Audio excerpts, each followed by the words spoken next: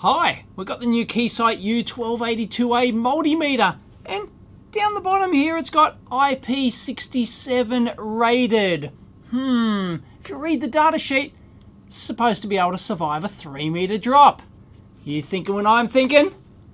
Yep, road trip time, let's go!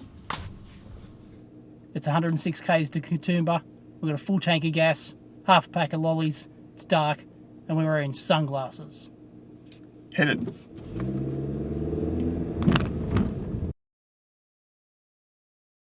Whereas with abseiling, you're relying on your equipment 100%. Hi!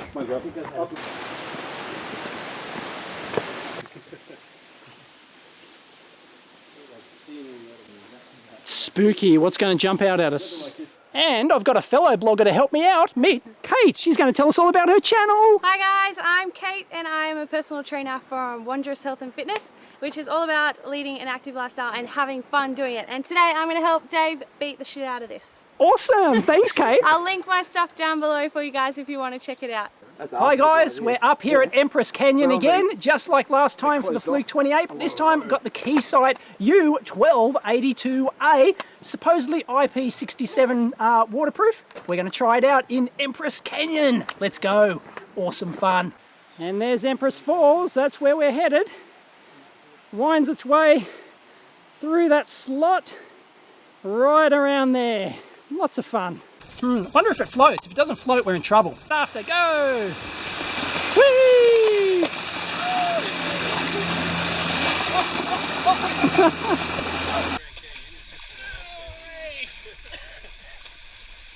And I'm also here with Phil. Everyone knows Phil and everyone knows Rog. Hey, yay! On the face. Oh, good. and over. Oh no, I didn't make it. Woo! Oh, there we go. Yeah. All right, I haven't actually seen if this thing floats yet, so only one way to find out. Yeah, it floats. And of course, we'll try some trusty old sand. Oh, I was trying to do a face down. Here we go, hang on. There we go. And we'll just generally abuse it. Here we go. Well, it's doing itself, but just give it a kick down the canyon. Why not? There we go.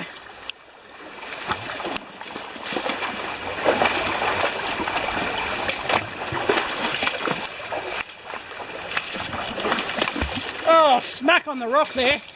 All right, here we go. I'm going to send it over the falls. Here we go. Hopefully it won't get jammed. But here we go.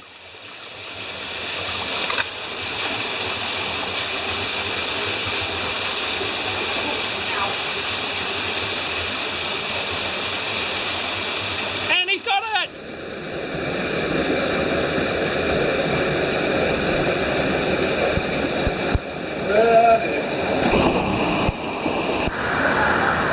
And here we go, I'm going to toss it again. Sorry about the lens, there's all water on the lens, but here we go. There we go. Woohoo! Made it, it floats, still floats. Right, here we go. It's going down a big slide, face first, got to do it face first. Here we go. Woohoo! Whoa, there we go.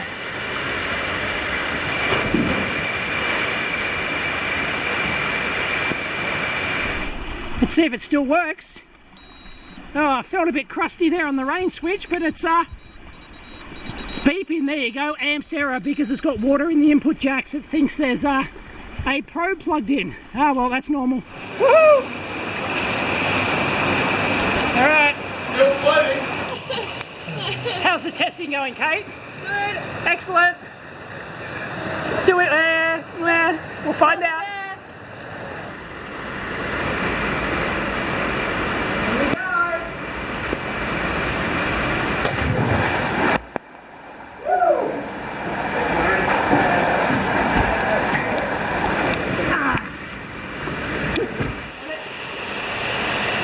Here we go!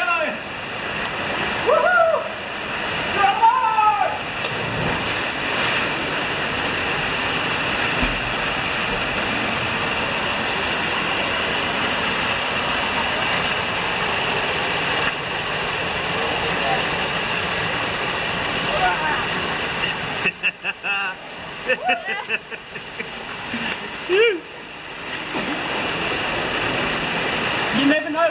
Here's a meter. Ready?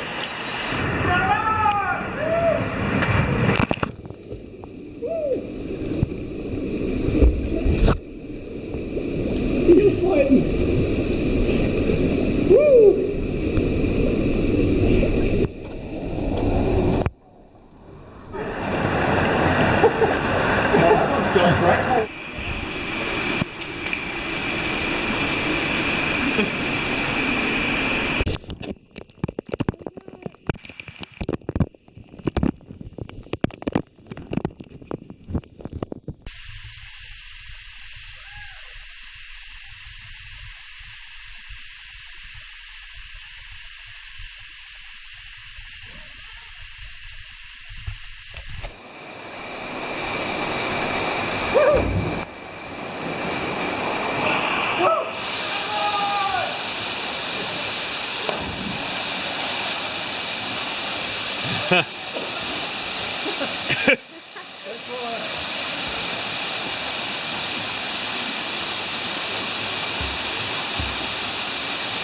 What?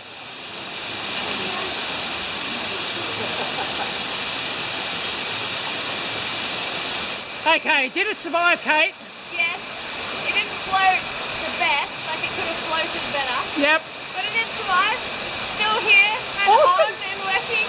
Here we are at the bottom of Empress. Made it. So did the meter. Awesome. Still works a treat. Still saying there's an input error, but woohoo! There we go. It survived. Empress Canyon.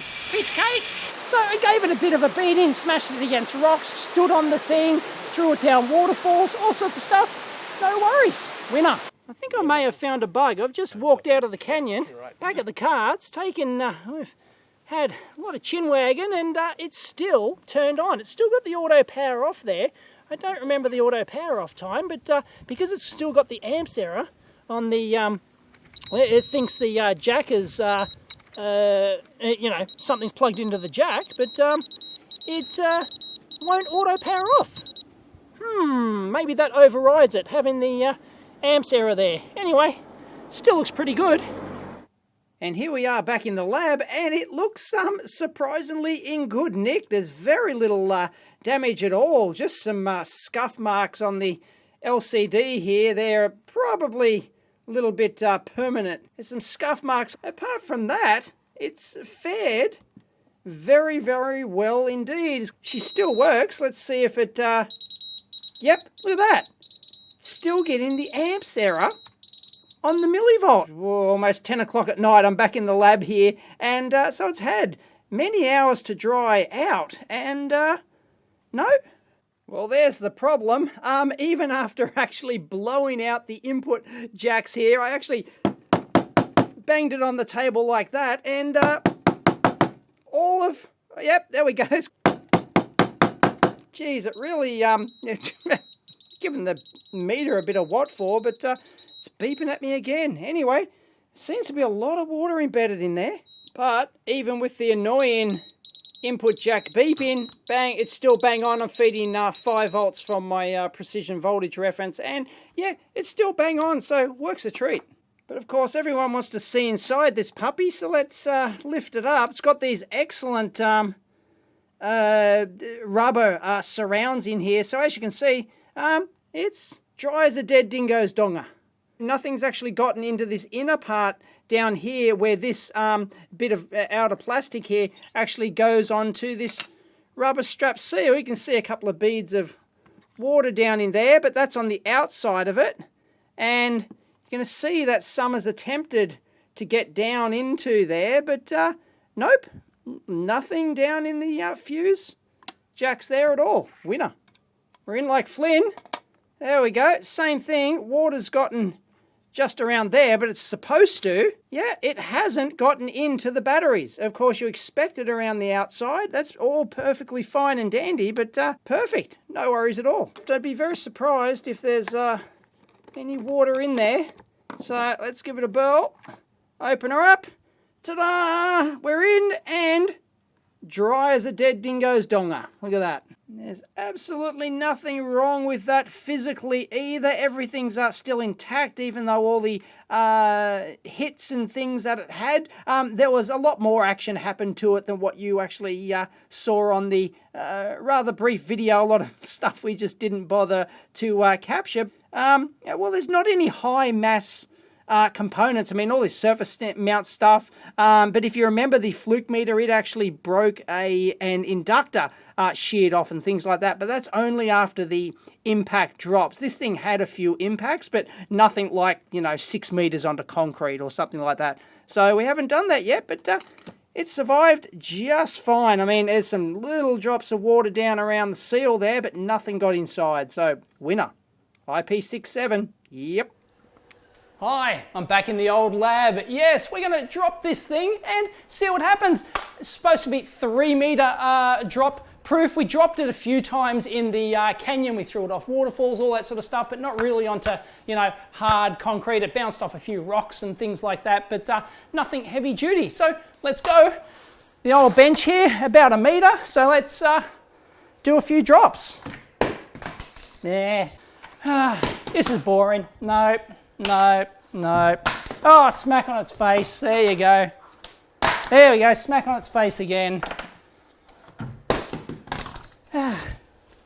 Oh, just fine. Let's drop it from, well, not quite 3 meters because that's its rated height. Can't do that in here. I think it's about 2.5.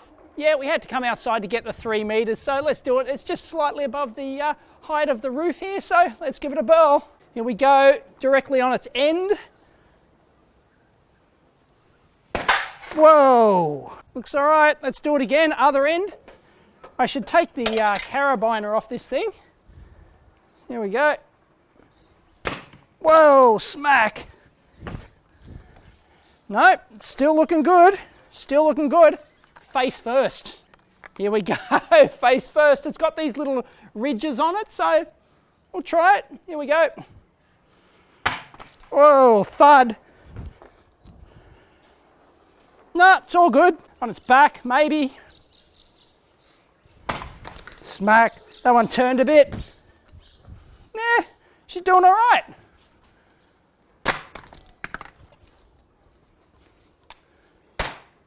Woo! Yeah, this carabiner might not be any good after this.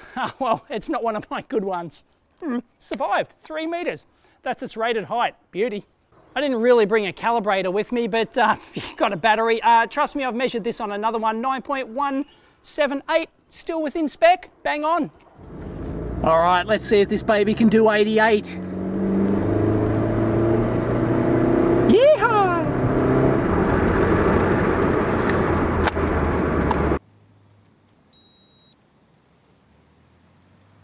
Still working. Yeah, she looks just fine. Yeah, no worries whatsoever. All right, let's try and actually run over this thing with the car. So, gonna put it face down. Hit it, Phil. Whoa! Didn't sound good. All right, go again. Try it. Whoa!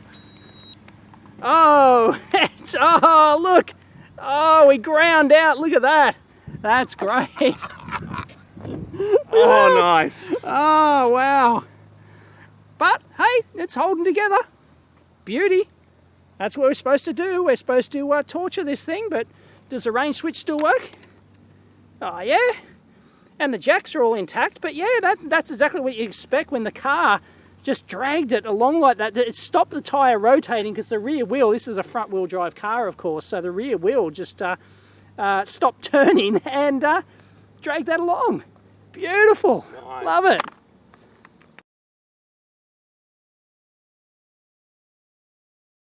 All right, here I am at the top of the dam, getting ready to set up, and we're actually going to lower this thing down on some rope first so we can drop it from various heights. So let's give it a go. Can't beat the old walkie-talkies, none of this mobile phone rubbish. By the way, I was coming out of the gym the other day and I swear I saw like a 14, 15-year-old kid with a walkie-talkie. None of this mobile phone stuff. He actually had a walkie-talkie. Fantastic. Thumbs up. I approve.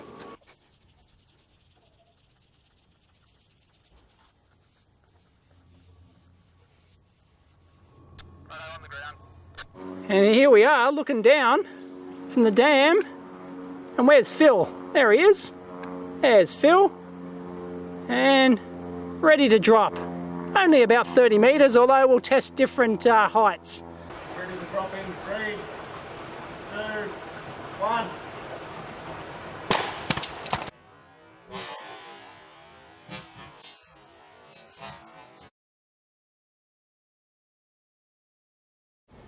Alright, ready for a 10-meter drop in 3, 2, 1. Go!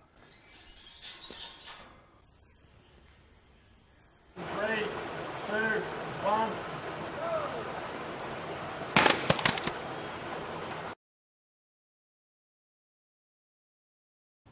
Alright, ready for 15-meter drop in 3, 2, 1. The rope got a little bit tangled at the top there, about halfway down, I think. No, there you go, back to it down here. Too easy. Really? Survived 15 metres? Not a problem. Ready for a second drop at 15 meters in 3, 2, 1, go! Woohoo! that one didn't sound very pretty. Alright, ready for a second drop at 15 metres in 3, 2, 1.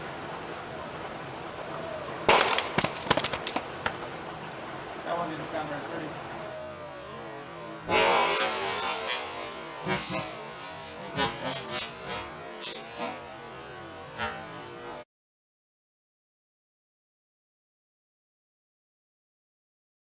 Okay, we're going for 20 metres now. It survived 15 metres. Can you believe it?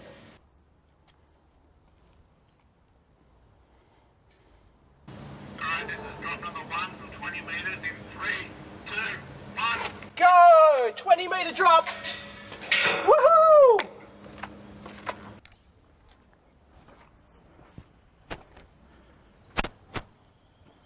All right, we're going up to 25 metres. Apparently it buckled the bottom of it, but it has not smashed the screen. But I think there's a flaw in our test. The flaw in our test is that it's always going to hit bottom first, because the rope with the carabiner is always going to keep the multimeter bottom first. It's going to hit bottom first. So rather than just free toss it and it can land face first or end on or... Now, 25 meters in 3, 2, 1.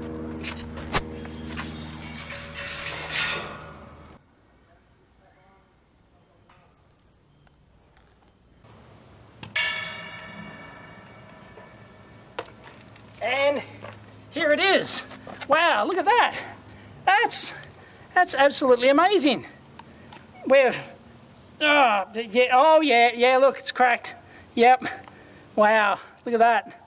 But, geez, the screen hasn't cracked, which is the amazing thing. But as I said, it's hitting, it's always going to hit bottom first like that with the rope keeping it vertical. So, bit of a flaw in our experiment there. So we couldn't kill the thing at even 25 metres. I want to see the screen smash. That's what I want to see, but it's hitting the bottom like that every time with the rope. So we're going to toss it the full height of the dam, about 30 metres or so, and it'll fall how it falls. Let's go. 2, 1, go!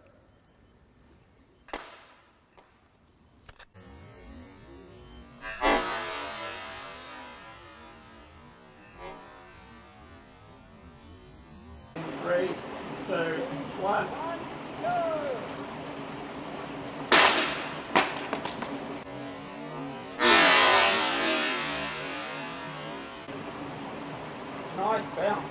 All right, I'm back down. Phil's not showing it to me yet. The mongrel, give us a look. Oh yeah, look at that baby. Oh yeah. And we're gonna have to review the footage of how it hit. But yeah, the perspex is shattered, which didn't happen on the Fluke 28, I don't think. I think it was still intact, was it? I don't know, I have to review the footage, but wow, little chunks taken out of there. That's probably like a rock somewhere. Don't know how many times it bounced. And of course the LCD glass inside completely and utterly shattered. So it's, oh, that sounds really crusty. You said the knob came off, Phil. Yeah, came off on the one. So you put it back on? Yeah. Awesome work. Sorry, we didn't, I forgot to mix the two mics from my wireless mic from the top and also Phil. So Phil couldn't talk to camera even though he thought he was. Anyway, Bastard. Geez, yep, anyway, destroyed, but I can't believe that actually survived 25 meter drop, although we should have tested it after that. But I'm really, like, my main point is that the screen doesn't smash. That's like the ultimate killer. And this thing, there could have been like an inductor inside that sheared off or something like that, although I don't think there is in this one because it doesn't have a DC to DC converter using the 4AA batteries in the thing, I don't think. Anyway, from memory, I don't remember the teardown, but wow, and that is, look at that. Ah, yeah. Wow. Just the bottom like that. So that would have been, what was that done at? 20 or 25? Probably 20. 20. Okay, so that was done at 20. So, love it. What the hell? We'll just do it one more time without the case. Let's go. Clear drop from the top of the dam, no case. In 3, 2, 1, drop.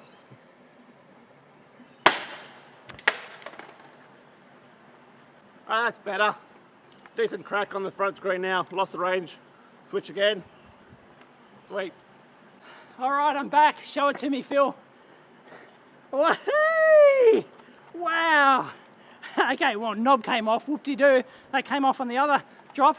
But the case didn't crack, though. Awesome. But check out the screen inside. Oh, no, you probably can't see that, sorry. But dislodged. You can see it inside. It's totally gonski. I'm surprised. Yeah, that's right. I think if I remember correctly, there are plastic supports in there and they've obviously shattered. Well, I think the high-speed camera actually ran out of battery just before we did that drop, so we're not sure if we got that, but awesome. There's a few loose bits in there. I think might have a hard time working again. It's pretty apt that we've got Hex here. Found Hex who's been hanging around. Let's go. Woo! Oh, it came all the way back. Look at that. Woohoo! This is great. That's better than a tennis ball. It is better. Woo! Oh, here we go. Well, you can see the red O-ring. See the red O-ring. Hope we're getting that on camera, are we? Out we go.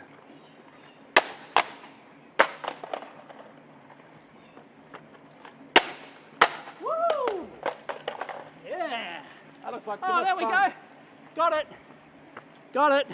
Phil wants to have a go. There you go, Phil.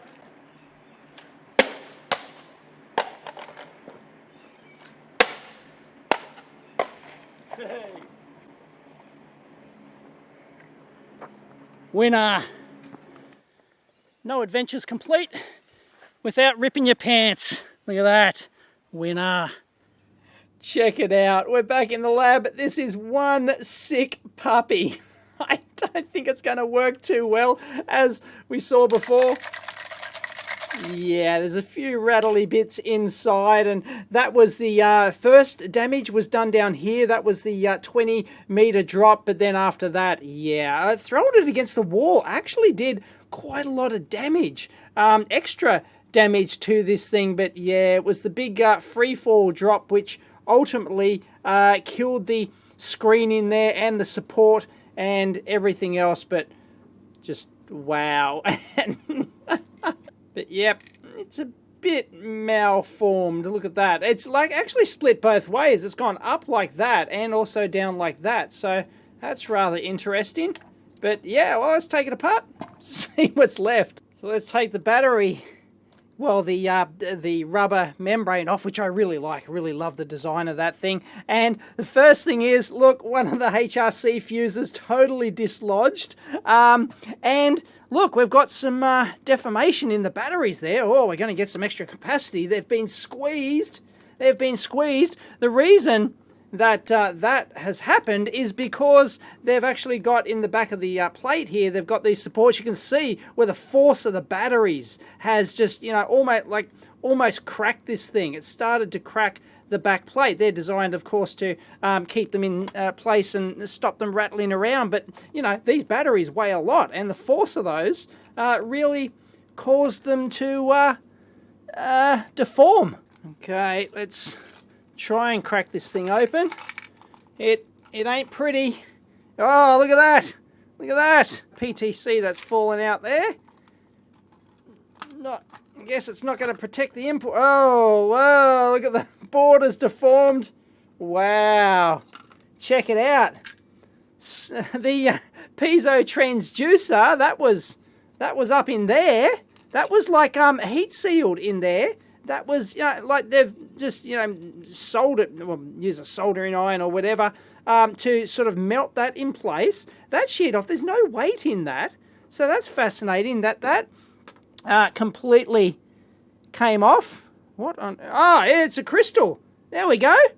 There we go. Oh, wow. And it's dead. Look at that crystal. Are you kidding me? That is one sick puppy.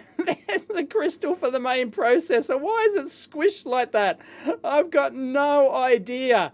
Oh, but yeah, they're sheared off the board, of course, because there's a little bit of weight in here. But, you know, where was it soldered? But, you know, if it was soldered on the board and the board hits at an angle like that, there's enough G-force, enough weight in that to, you know, just to shear that off. And, well, there's our thin film precision resistor network. It's just gone ski. It's just ripped all the pins right off that.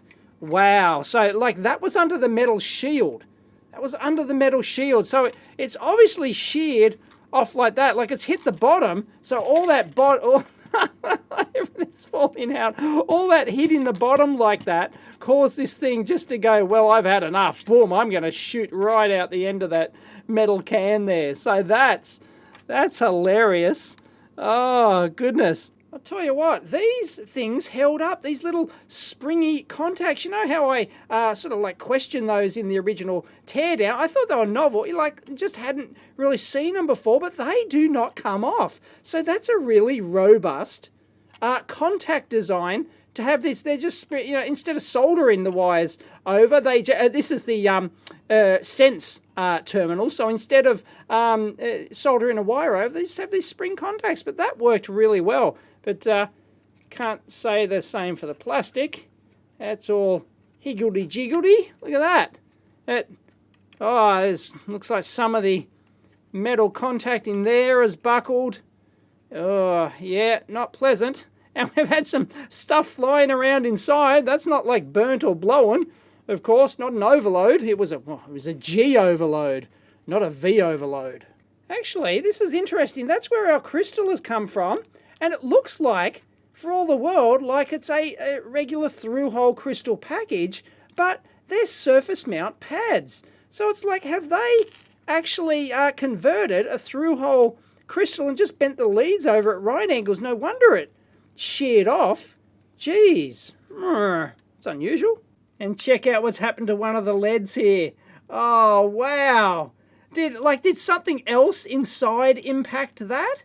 Or did it well, yeah, I think it has. Like, stuff has just been flying around in here, and it's just absolutely shattered that lead. All we've got is the pins left. Wow, unbelievable.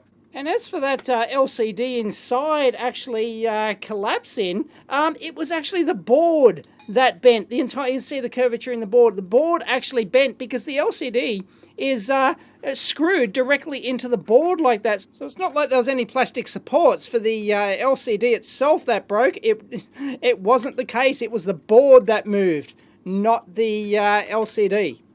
Wow. And there's the underside of the PCB, and just look at that LCD. I just love it.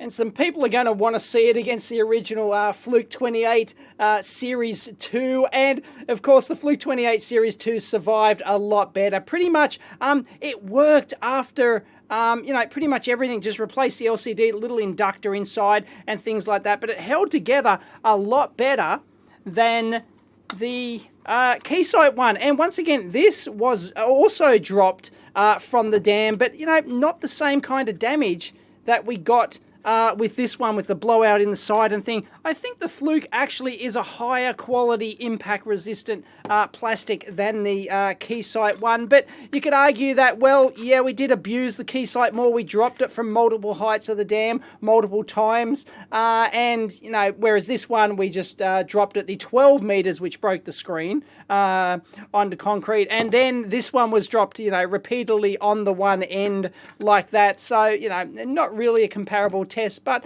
ultimately, you know, throwing it from the dam, it's throwing it against the wall and everything else, the Fluke actually survived a bit better, but there's nothing in it. I mean, this is absolutely just ridiculous amount of abuse for a multimeter, but I was very impressed that the Keysight actually did survive a bigger drop than the Fluke 28 did. It actually survived 25 meters.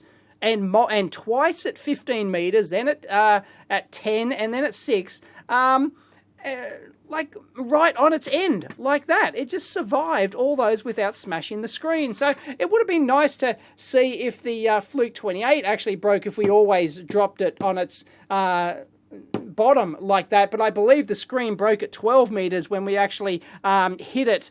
It landed like on the corner like that, so direct impact near the screen. So I think that's why it broke at 12 meters. But so that would have been an interesting test. But yeah, I mean, this is really rugged. It's rated for a 3 meter drop, and it effectively, the LCD, which is the main, you know, thing, is survived 25 meters. So that is awesome.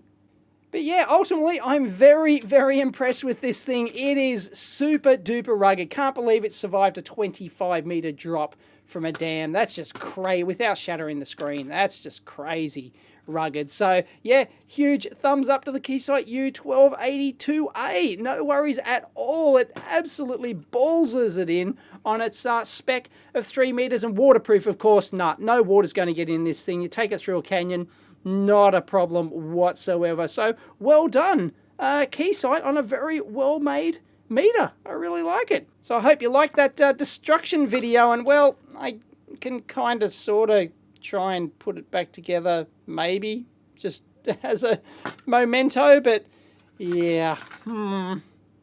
Catch you next time. Ready. Drop it!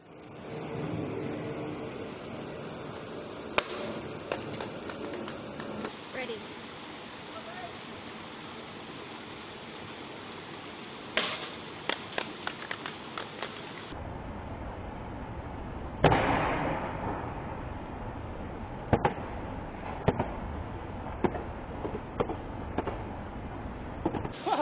That was one hell of a drop.